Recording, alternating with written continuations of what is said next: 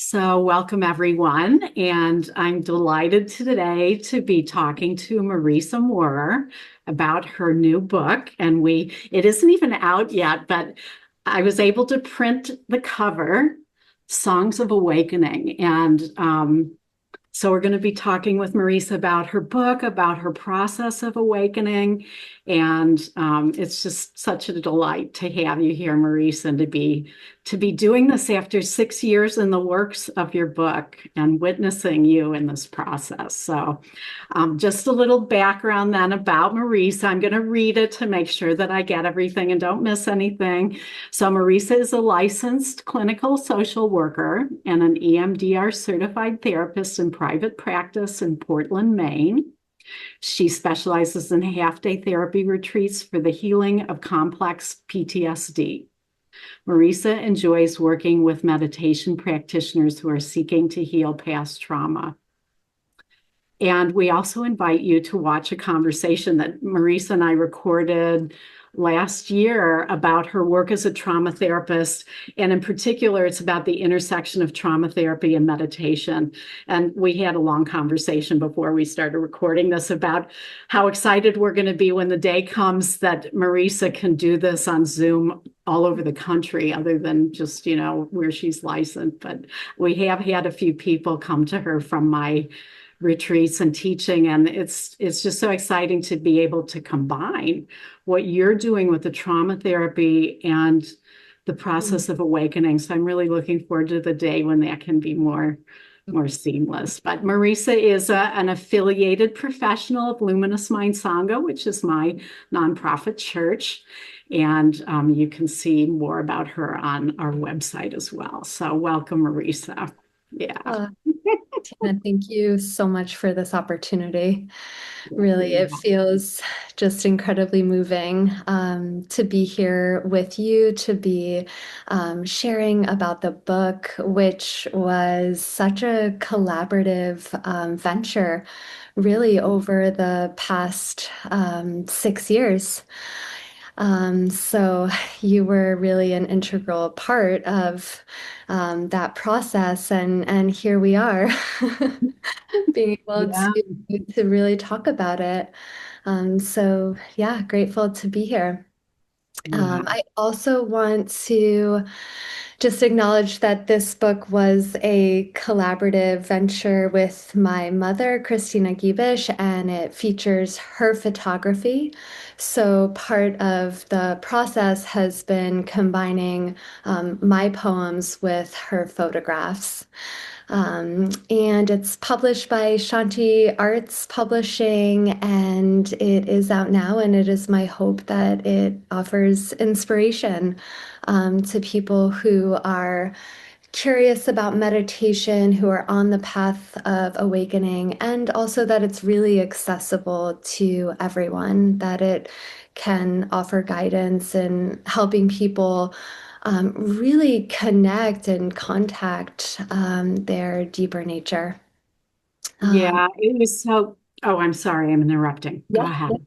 Well, yeah. I was going to say, what when these started pouring out of you, I remember it, and I said, "Oh, these are like songs of awakening." Back in the Tibetan, times, these would just come out, and we have some of them, and in other traditions too. So it's just um, it's such a joy that they are being published, and they are such just to comment on the book, there's such an immediate and visceral transmission of the mystery of our deeper nature that are just, evoke the direct experience of that. And so I'm so excited for you and also for all the people who are going to read it. Yeah, and be touched and moved and um, and find maybe that direct sense of something deeper in themselves as a result of reading it. Yeah. That is my hope. Mhm. Yeah. Yeah. So, let's hear some about the whole process for you. What brought you to meditation? And then that whole process of awakening that I've been so honored to be a witness to and to help you with that process. So yeah, let's hear some about how that all happened for you. Absolutely, yes. So I really discovered meditation in my third year of graduate school when I was training to be a psychotherapist. And really, at the time, I was just mired in habitual, harmful kind of beliefs about like my worth and my productivity, and really consumed by this comparing mind and in this burnout. And my therapist at the time actually suggested that I check out the meditation studio, right down the street. And it was just so serendipitous. I mean, that weekend there happened to be a retreat, and, suddenly I went from, go, go, go to, sitting down really for the first time on the cushion and receiving meditation instructions specifically for concentration practice.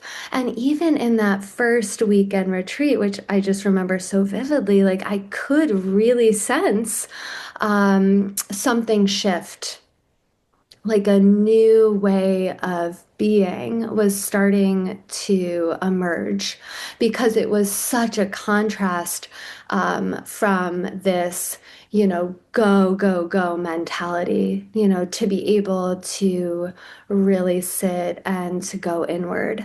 And really a new path, started to emerge even out of that weekend retreat. And really, I did not know anything about awakening. I came to meditation really because of this, visceral suffering and this stress. And I had never, the term awakening was not on my radar. I did not have an appreciation or an understanding of just the depth and the breadth of meditation. So, one thing that I want to share here is that it's just been such a journey of surprise. I mean, really surprise every step of the way. Lots of surprises when I was fortunate enough to meet you on a 10-day retreat, and just surprised at the sheer power of meditation, the effectiveness of meditation to not only heal psychological wounds, but to heal this core pervasive suffering that comes with this illusion of separation. Right. And that weekend retreat turned into 5-day retreats, which then turns into a 10-day retreat. And I mean, that's really when the book started to emerge, much to my surprise. Yeah, yeah. Well, I remember that retreat, and there were a lot of people at that retreat. You were right in the front row on your zafu, and we were looking down. I mean, I remember looking at you, and you were just smiling the whole time, and there was this huge amount of energy coming off of you. I knew that awakening was happening before you and I even talked. I could Mm. see looking at you. And then you started writing the notes to the teachers group. And we were, and I was, since I was working with you, I was working with the advanced students on that retreat. And it was just like pouring out of you, and people, I'd be like, oh, we'd be in the teacher's room and I'd be saying, I have another note from Marisa. And they were all like, let's hear it. Let's hear it. People were getting a high off your notes. I remember, writing them like on these scrap pieces of paper. I Like might still have some. Yeah. I was like, what is going on? Like, because It was so strong. Like the Wow. experiences, I mean, basically I was doing, this concentration practice, and as the concentration became increasingly laser-like and was sort of piercing through, different levels of thought, and then, the body boundaries were disappearing, and unity experiences were starting to arise. Like all of these experiences really wanted to be shared, and I was like frantically just trying to find, paper to write it down, because it would just keep on coming up until I wrote it down. Right. Right. So what I really want to name here in this process, and this is really my hope for everyone on this path, was that I did not have the language. I really didn't know what was happening. I didn't know where meditation could go, or even just any sort of language for these experiences. So when we had our meetings, I was asking, like, what does that mean? Like, what is happening? But there Yeah. was something within that really, like, I felt grounded. Like, even though the Mhm. experiences were so intense and the energy was so intense and the openings were so intense, like there was just a lot of grounding that could happen, Tina, because you were mirroring Mm. the experiences. You were naming them. And to this day, that naming is what allowed the experiences to land. That is what allowed me to make sense of, this huge opening. Right.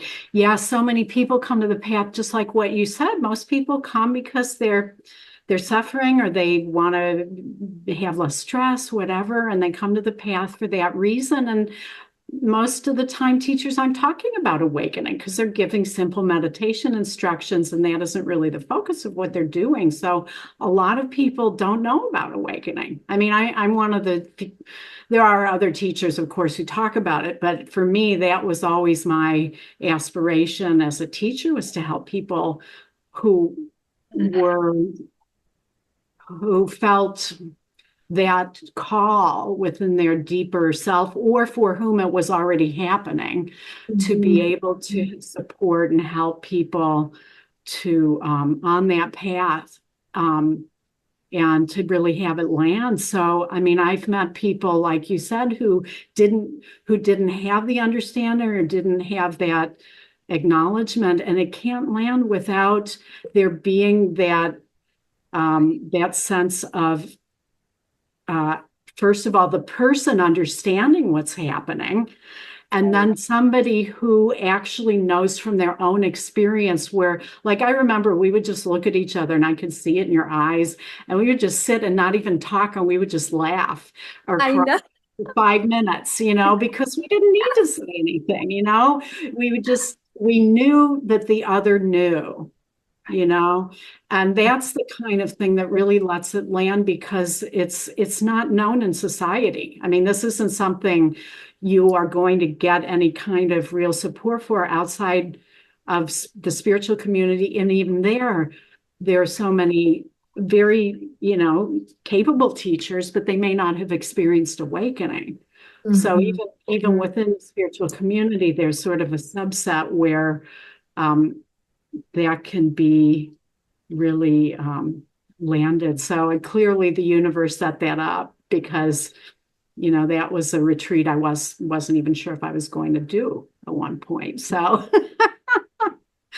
We're yeah, so fortunate, to have crossed paths at the exact moment that we did.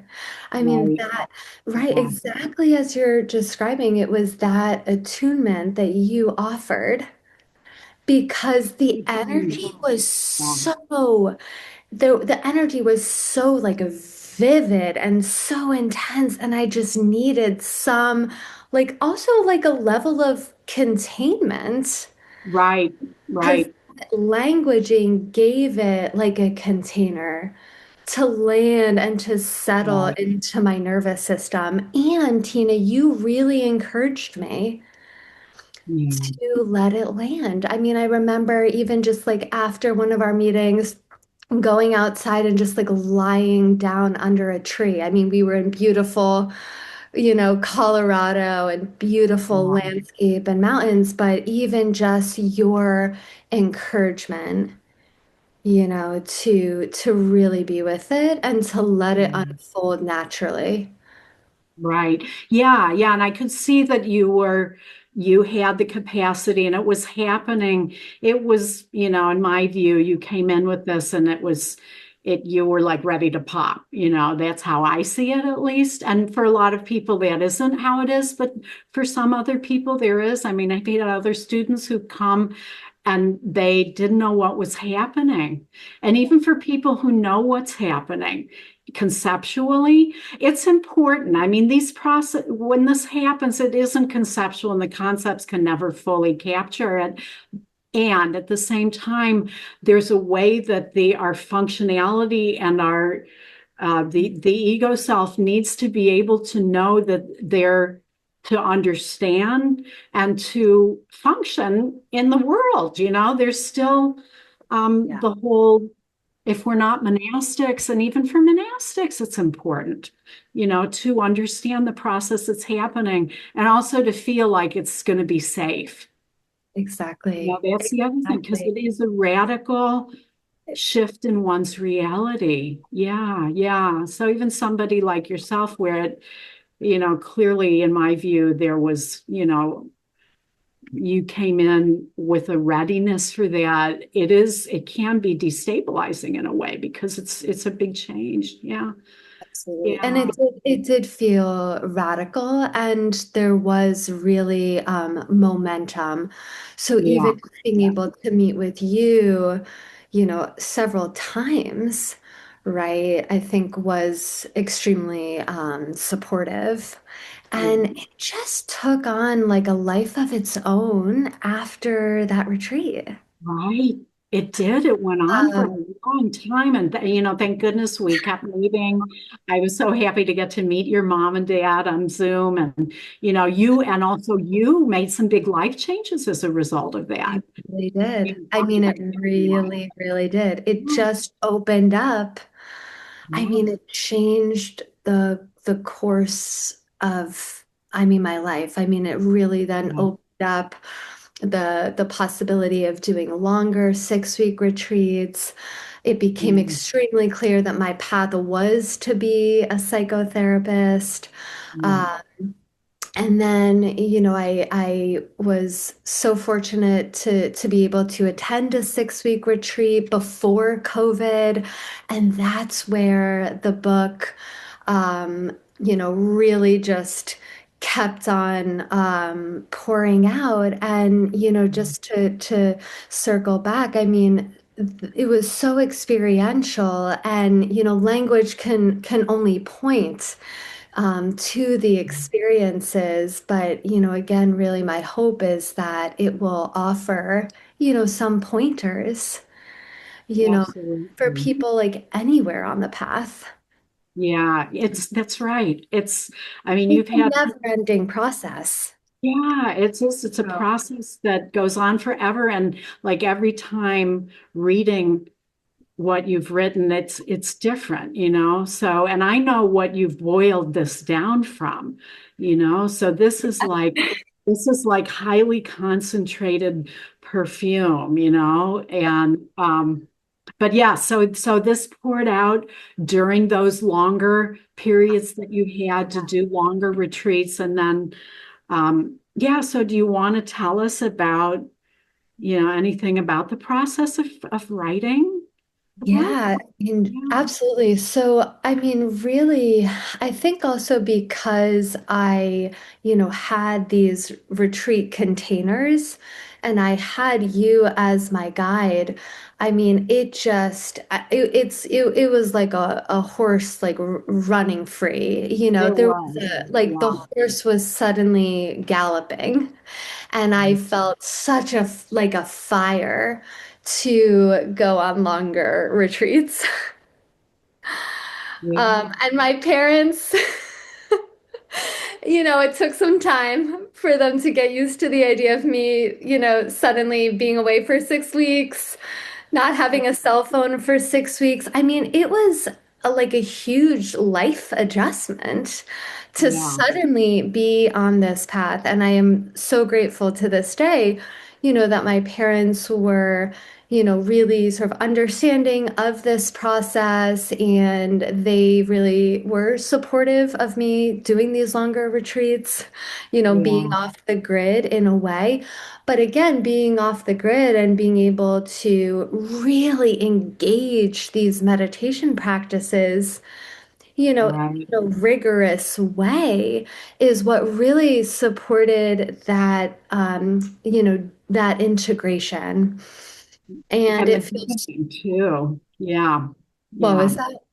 I was saying then the deepening, you really Yeah, fortunately yeah, you had the space to do those deep retreats and you had to make a few changes in your life to be able to do that.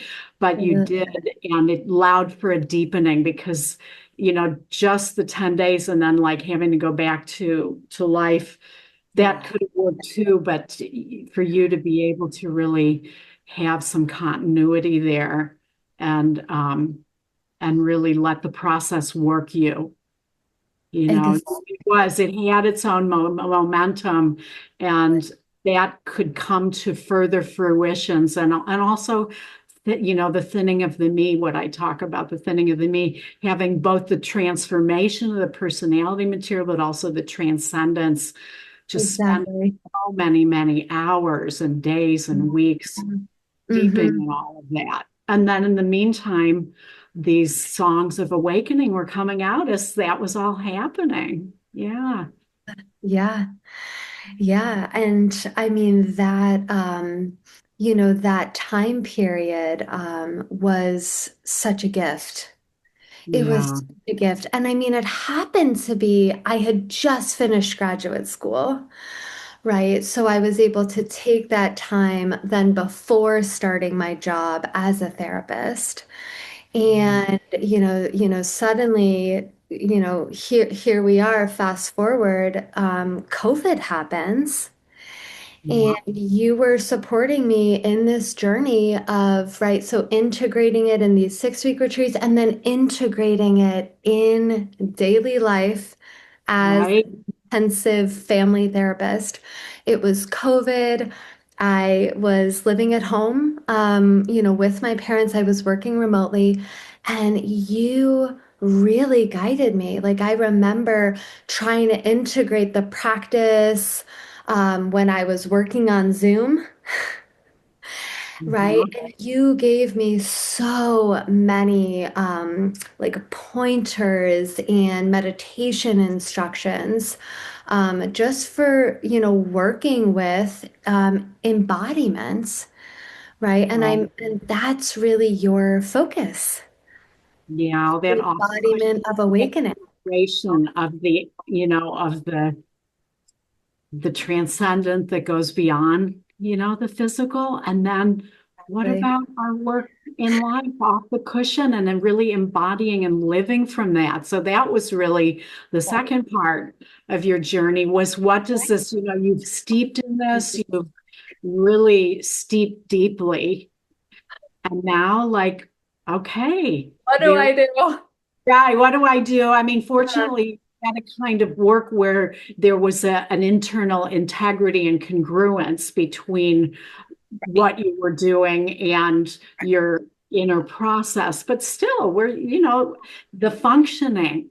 How do Hmm. you Exactly. function from that deep realization of the mystery? So that was really the next part of That was the next right, part. journey. And I wouldn't have even known.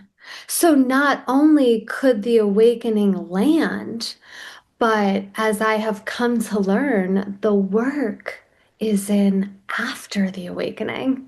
It's almost bigger. I mean, people don't like hearing that because it's like, well, no, awakening, that's the big part. Yes. And if what about living from that? Because Uh, that is it's complicated. it's complicated. And I wanted to just spend a year in, I did not want to go back to. I hear you. I hear you. Yeah, right. But I just knew I had to go back and I had to really do the work off of the cushion. And it's so interesting, what's coming to mind is that, I was working remotely in my parents' home and I had a little office space. And actually, Tina, what I did was had my computer set up, I was working and I had my cushion like right next to me.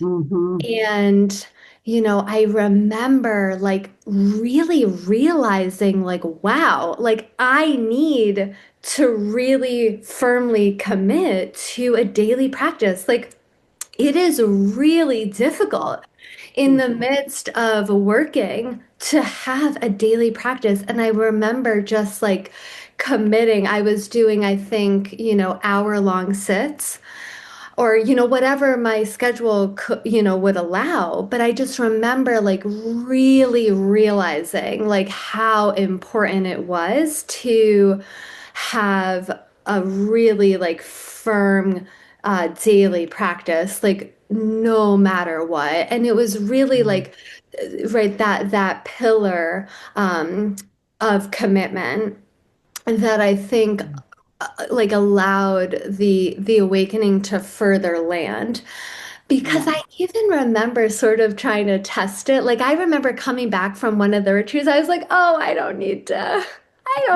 meditate every day. I can skip today."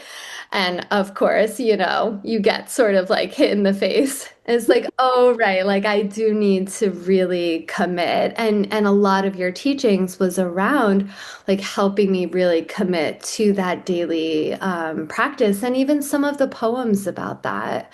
What it's like to, to sit and to show up again and again and again, like no matter what. Like you show up after the stressful workday, like you show up when you are exhausted. You show up to the practice like as if your life depends on it. Uh, Yeah. but I think because you emphasized really like this embodiment, it sort of, paved the way because then I, really made this a huge priority, like as I was working as a therapist. Right, right. It's that whole on and off the cushion, especially like where you were at that first time after you'd done all the retreats and you were working, can I say at the Trauma Institute? Okay. Yeah, and yeah, It's exactly. demanding. It's Yeah, demanding work, yeah. you I was know? doing intensive trauma therapy right after COVID. Right, right. So, Yeah. this is one thing I found with people, I work with people at all places in the trajectory from, mostly intermediate to advanced, but new, all the way to post awakening. And when people are in that recent awakening stage, there can be some, it's like it's important to have a level of saturation there, because there's also that longing. Like you said, I could have stayed on a retreat for another year, but this is Yeah. the unfoldment. Same thing happened to me after my year-long solar retreat. I had to go back to work because I had to earn a living, that's and that was important for the embodiment. I mean, both of us, it was like we were drawn into working for whatever reason, and also part of our calling. Exactly. I was just thinking that In word the calm. world, being in the world and not just Yeah. luxuriating. I mean, there was a time when I thought I was going to go off to Crestone, Colorado and just luxuriate in my bliss, and I bought a place there and then I couldn't do it because the world needs it. The world needs Uh, people out there who are on the path, who are bringing that energy into the normal mhm. grocery store, to the Yeah. world doing. I mean, your work is so important as a trauma therapist. You are really helping people in those really just the most painful places that exist for humans, and it's just, I mean, you're just such a bodhisattva.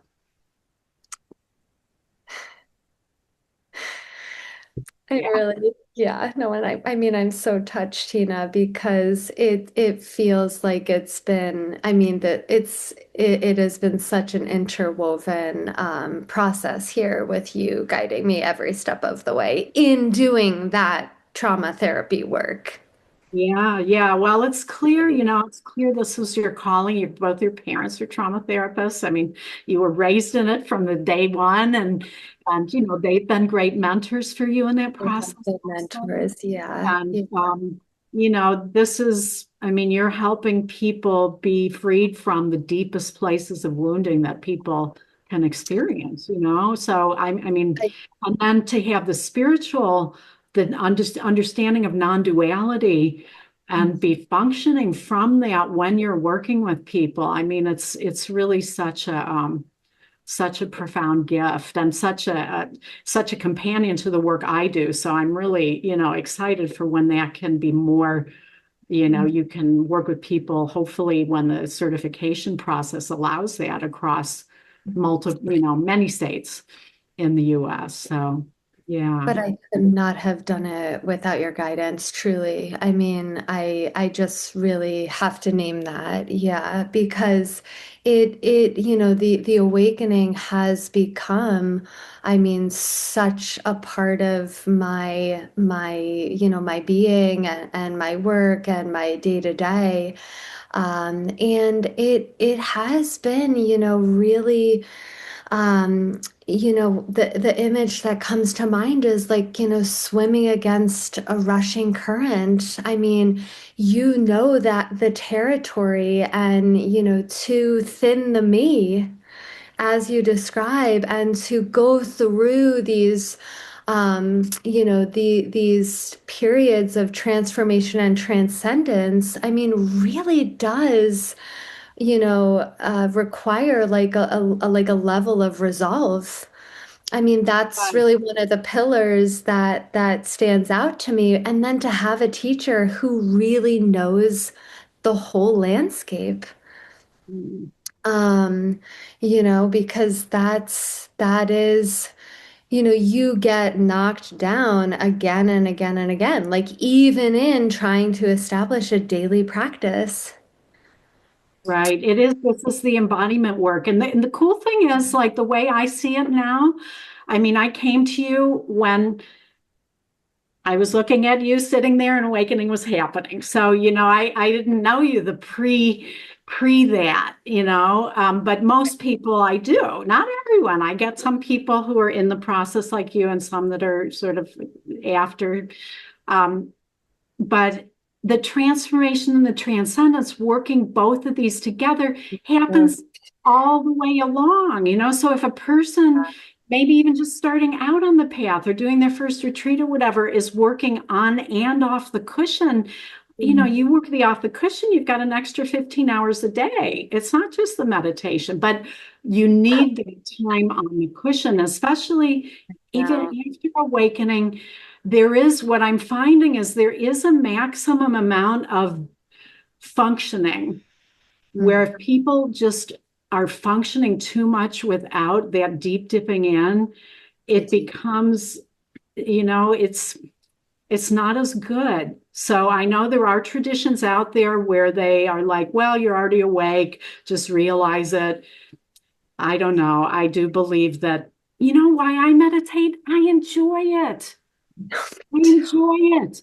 too. So, if you're meditating because you enjoy it, or even maybe if you're having a bumpy period or a period where, as we were talking about before we started recording, Yeah. earlier in the path, the things clear out the first few years, and No. that's wonderful because it motivates people. Yes, it But those does. are the less tenacious things. So, the farther one goes on the path, the more core the things that are there are. Right. And it's so getting good at working with the personality material, working with the thinning of the me. And it's a lifelong process for those who are really committed instead of just sort of bypassing, oh yeah, I can wake and that's it. And then they, sleep with their students or whatever. I mean, let's just acknowledge that this is ongoing.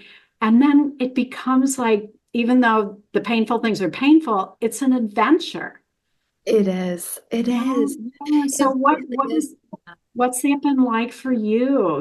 This adventure post awakening and Uh, what, yeah, yeah.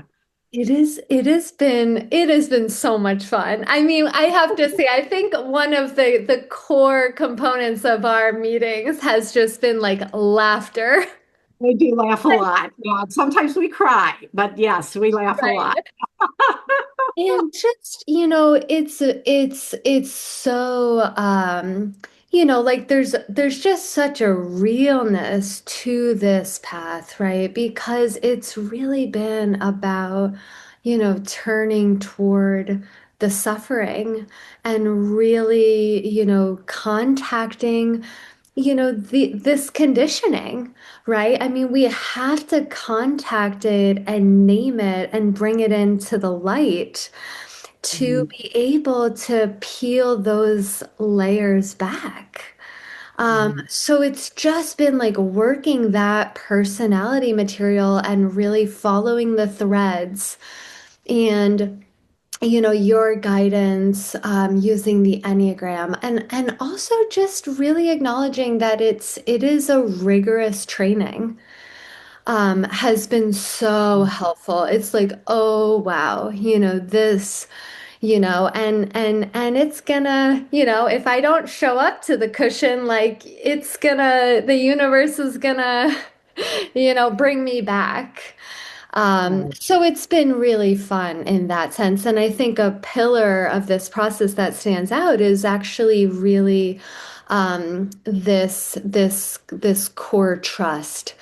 As I was able to steep in these unity experiences, these really deep experiences of just again, the boundaries falling away and these experiences of, love as, what we are and what everything is, that really, as I was able to steep in that, that created a trust. And so I really like, I just was so called then to sit on the cushion as much as possible. And also, I mean, in a way, as you describe as well, like it happens on its own. The practices happen then on their own. And we can also, embody that release. It can pick up momentum so that you don't have to paddle as much Mhm. or as rigorously, and then you are just going, and it's really that trust that has kind of marked this process, and every day there's something new to work with. Yeah, yeah, Every day. that trust where instead of going, against the river, where that river of the mystery is not only what we are, but it's manifesting as us. And when that harmonization is there with the, whatever it is that's individual, that's part of these bodies, being in the physical realm. I mean, we got to have a body to be in the physical realm. It's our location and space and time, and there is something individual, but it doesn't have to be separate. that's really that when you talk about the unity, there's also the emptiness side. I mean, has that, what's that part of the non-separation been like for I you? mean, it's just been so fascinating, like just like a spaciousness, opening up. And I mean, even like seeing reality as these like subatomic particles, and realizing that, reality at all is one. I mean, is really, and I mean, like you wouldn't. I mean, I would not, if I wasn't experiencing it, I would never be able to like make sense of that, because it's an experience. It's just like, wow, right? A meditation, right? Really, it's really like an empowering practice because it helps us to realize like we can use our attention in these really like, strategic ways to access the other perceptions of reality, Right, right. you I remember know? when you, if I'm remembering this right, you were seeing the particles and you were like, what is happening? Because I hadn't talked to you about that because it wasn't part of the specific teachings that were part of anyway. And it's like, yeah, this is when, I mean, of course, in science, we know that there's subatomic particles, but when you're actually experiencing it yourself, that has a different impact, you Right, know? right, So, right. right. So that, I mean, I remember that whole period where you were trying to make sense of like, what is going on here? How does this mystery that I am function? And like, Yeah, what about this whole world thing, And how do we make sense of really being human right. and being the mystery functioning at the same time? So you're Mm-hmm. sort of on the Mm-hmm. back end of that, but I remember when you were in the middle. Mm-hmm. Mm-hmm. Is there Mm-hmm. anything you want to say about sort of that? Well, and just also like holding, both like the rigor and, this sort of this, like, seeing it as a discipline, but also just like there can be like such a gentleness to this process. Right. And I think what feels really important to mention is, the heart-based practices. And we've done Yeah. just so much work around that, right? Because you're holding this, just this infinite mystery of what you are and what all of reality is, and at the same time encountering, everything that's happening in the world, and then all of the daily stressors that come with, being in the world and, working. And how do we even hold all of that together all at once? And again, we have, these ancient teachings that were passed down, and I really just want to emphasize like the heart-based practices um, It's so important. Yeah. have Yeah. been such an important part of the awakening process, to be able to be with, these tenacious levels of conditioning. Right. Right. And to see things, so clearly as you're doing that embodiment work, it's like, wow, Right. It is. It's so very important. raw, like very raw. And, there's like an intimacy to it, that, Right. The intimacy with it, but it's still raw. So there, how do yeah, we meet yeah, that in yeah, a way that brings, there's the rigor.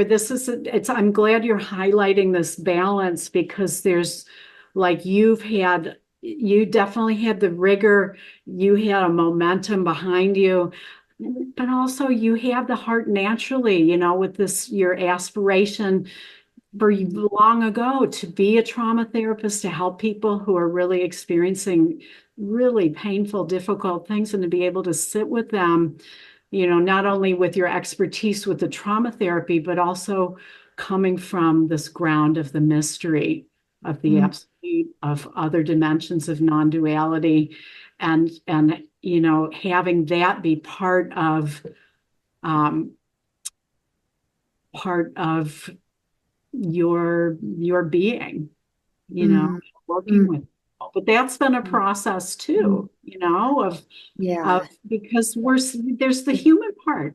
We're I still know. human, Yes. we have relationships and have to pay, rent and buy groceries and do all that stuff, you Trader know. Joe's, you know?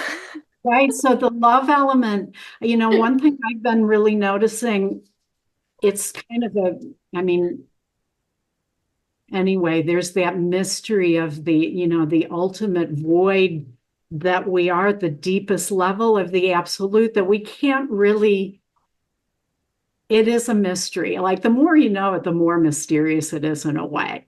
And Yeah, yet there's all this form, there's all this manifestation, and the two are like I know. back and forth of a coin. But what Beautiful. I'm really seeing is that the connection, that what joins them. Connection isn't the right word. What joins them is the love. That Mm, it's the love of this mystery for manifestation. And we get to kind of feel separate and rediscover all of this, I all of this beauty in form. And mm, yet it is the mystery there at its most fundamental. So, I mean, that's the journey I've seen you taking. yeah, Discovering that and then steeping in it, and then how do you function from it? right. How do you learn to function? And I didn't even know that was a possibility. And it's really been, gradual. It's really a gradual showing up. Right. And it's been so fascinating to like over the years, like that experience of vast space, that stillness, that experience of just complete unification with everything, that non-separation, like Mhm. holding that and, being at Trader Joe's. Like it's just, it's, I mean, it's hard to even put it into words, but it's just like, wow, like how can there be this complete oneness and what we are is, everything like that universal essence. And at the same time, like I'm over here in Portland, Maine, you're in California, and just like really appreciating like that experience of non-separation. Right. Right. Yeah. It is a mystery. And this is where, to me, the love component is like, that is the journey, is can we love and not reject everything? And that's a lot to include. So this is part of the journey, seeing the places where we judge things, turn away, where things Yes. happen to us that are painful, that we don't want. And how that is the journey of really seeing the Mm, first double truth, that pain is mm. part of the human experience. These things are fragile. We get attached to people and things, Yeah. and yet we can meet that with the thinning that second arrow more and more. And it makes me just think of so many, sessions we had focused on integration where, we would really look at, where was I turning away? And you again naming the experience of, sitting with, what we can't control, right? I mean, you being able to sort of name what I was trying to integrate, with this recognition of like love as the substance of reality, with these non-dual experiences, I think also you guiding that and helping me to see like where I was turning away. Uh, Mhm. because of course, when we're practicing off the cushion, it really is about including more and more and more into the practice so that, every moment is a moment of like complete presence, and Right, that's the right, calling. I love that you use this word right. calling because it's a calling, and truly anyone who is curious about meditation or just starting out or after awakening, it's like wow, like like just really if you can like attend to that calling because we Right, live in this hyper productive, hyper individualistic society, and it can be hard to take the time to meditate. So even right, if you feel a little bit of that calling, like I invite you to honor that because that's an important seed that you really want to plant. right, right. Yeah, that's what I call the enlightenment drive. And, Good. this is when people feel that, even if it's a little bit, it's like the flame for awakening, and to fan that and to really take in those times of freedom, even if it isn't non-duality, to take in the times of freedom that that fire can get stronger. I have a student, she said when she first started working with me, her enlightenment drive was maybe like, a 2 or something, and now it's a 6 or a 7. So Exactly. right, right. Exactly. That is the flame, and it's a That's wholesome motivation, even though it can be strong and vigorous. It's a wholesome, it's Mm, our own nature calling us home. exactly. Yeah. Exactly, Tina. Exactly, Tina. That's it. And I mean, it's also, beautiful to think that as children, we can often even have, right? I mean, I think people can really have these experiences, these glimmers, Right. right? And we are called home. Right. People have them. And this is really where it is so important to have a teacher because, I can't tell you how many, I don't know, 100, maybe more people who come to me and, timidly like shared an experience. And I'm honest in my evaluation of what happened, but to Yeah. have that acknowledged, people just cry because it's like that lets it land that this is profound. This is like maybe the most profound second of your life, and it's real. And It's there's exactly. that is a seed that then can start sprouting. But you Exactly. have to have a teacher who knows the territory to have that. I mean, I feel so grateful. I've had good teachers too, Mhm. no scandals, and and it just makes such a difference. So, I'm Yeah. anyway, so I know we're nearing the end of our time, so I'd like to ask you, what, coming back to your book, is there anything else you'd like to say about your process of awakening and the book coming out before we talk about, what you'd like people to sort of get from your book? Anything else on your own process? My gosh, I mean, yeah, and I'm just so it's just bringing me so much joy to be able to kind of look back and to sort of yeah, just see how much has been uncovered and just, what kind of shift in identity can happen, when you have a teacher naming it. And I think what I wanted to share about, the book, because it's been, now 6 years, is that there have been many iterations And I think what was also surprising was this process of coming together with my mom, Christina Gibish. She has been a lifelong meditator, and she has always been so passionate about photography, also as a contemplative practice. So during COVID, she took on this challenge of taking photographs daily of the ordinary, around our house and around our yard.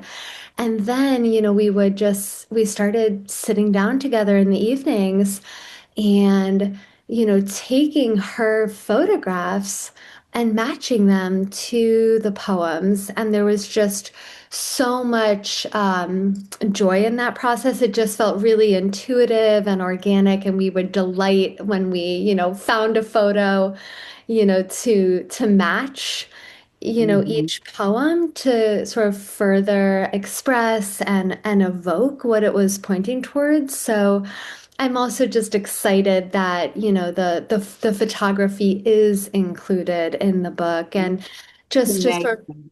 Yeah. open that space up for people. And maybe it is just spending, a few minutes a day, with one of the photographs and one of the poems, whatever, people feel called to do. But that process also, was really, well, it was really fun. I mean, really. I can But imagine what a joy for the two of you to be able to do something together like this. And it's, the photos really enhance it and I mean, I just love this one that you've chosen for the cover. There's been a few different covers over the years you've had it, and yeah. it's so perfect to me. It's so I won't say what it looks like to me so people can have their own take, but you Yeah, know, and that's right. The hope too, right? That it will sort of uplift, it will uplift people in their practice, because it's a difficult, it is a difficult and beautiful and, winding path, right? I mean, it is a very winding path here. So, um, but yeah, well, I'm so happy for you with the book coming out, and you've had some amazing endorsements, some really senior teachers for your who endorsement. finished the book, and oh look, I'm getting light on me right as we're talking about awakening. Isn't that funny? Um, I Let's can't get zooming away from in. it. It's right there on my face. Um, but they're talking about how you just open and it kind of it can evoke something, even, really senior people who were the teachers I had, that were in the generation before me are, praising the book and what it can offer and bring to people. So I'm excited that it's not, oh, I've got Sonny. I'm excited that it's, almost out there and also this is your coming out party in a way. Yeah. And thank you for your endorsement, and being there every step of the way, Tina. I mean, really, thank you for the kind words, but truly it was something that just wanted to be shared, I remember from it the was start. happening. And there was one person who discouraged you, and I was just like, oh, shut up. Because I mean, this wasn't interrupting your process in any way. This was part of the process was Okay. from the very Yeah, beginning at the 10-day yeah. retreat. And there's a beauty because it is. Sometimes people say that the mystery can't be expressed, but it can. It's just that the expression is always a little imperfect. You know? Exactly. It is But the imperfect. closer, I mean, I wish I had written down some things like this when I was going through my process at the beginning, because that's when, I mean, the Tibetans knew this. That's why they had Vajra songs, because you do it right at Quadrants. the beginning. Exactly. That's when it's the ecstatic, like, look what I discovered. Like you're the first Ecstatic. one who ever discovered it. And it was totally Like ecstatic. nobody could get it as much as I'm getting it right now, But that's the expression because, it's fresh and It's it's like it's coming straight from that in a way that is like it's got a freshness to it that even later it has a maturity. mm, That's beautiful too. But there is something about that fresh bud coming out of the ground. And that's what your songs of awakening are. So, and it reminds me of this moment that's just coming to mind now. Like I remember at the 10-day retreat where I met you, like on a scrap piece of paper, like writing you a note.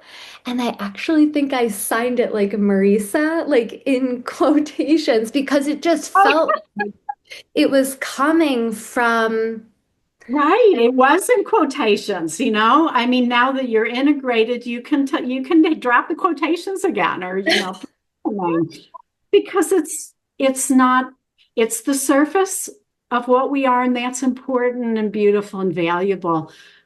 But Mm, we really know that we're the depth, you we know. are the So, depths. We yeah, are I the gotta go look being. and see if I have any of those notes left in that retreat file. That would be fun to pull out. Maybe we could make another book of those. Right, the one